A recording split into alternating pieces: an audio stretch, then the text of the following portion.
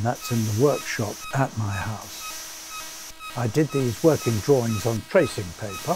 The technique was using blueprints from the tracing paper.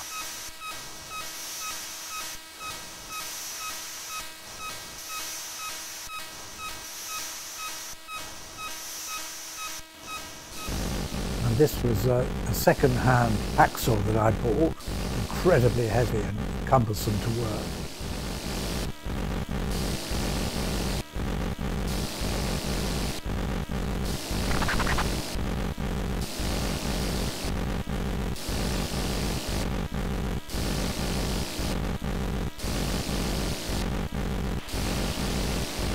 At that stage I was welding oxyacetylene, just arc welding, which tacks the pieces together before I then weld it with oxyacetylene.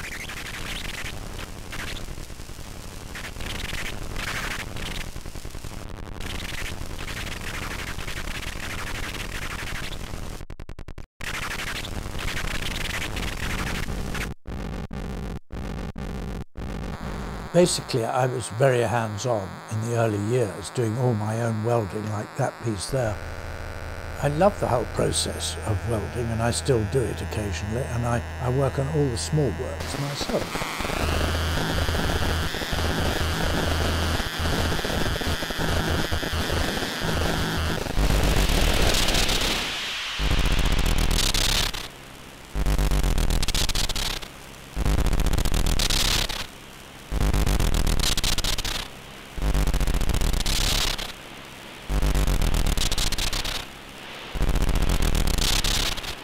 The whole thing has been welded up.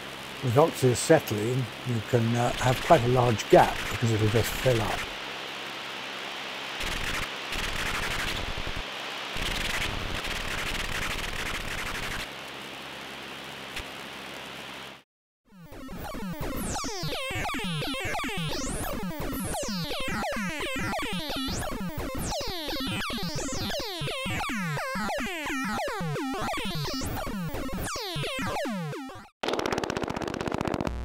I was terribly lucky to get to the Royal College.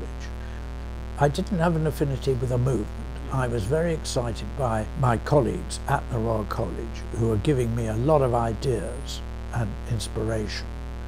We were slightly behind that sort of cutting edge thing which was going on at St Martin's, where Anthony Caro was running the St Martin's School, and there were a lot of artists there who were much more higher profile.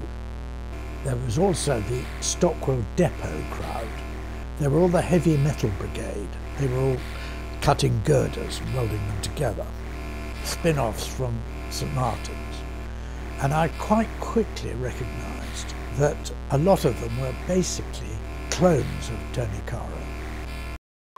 Around the time of making my film Reflections, I was working on the soundtrack.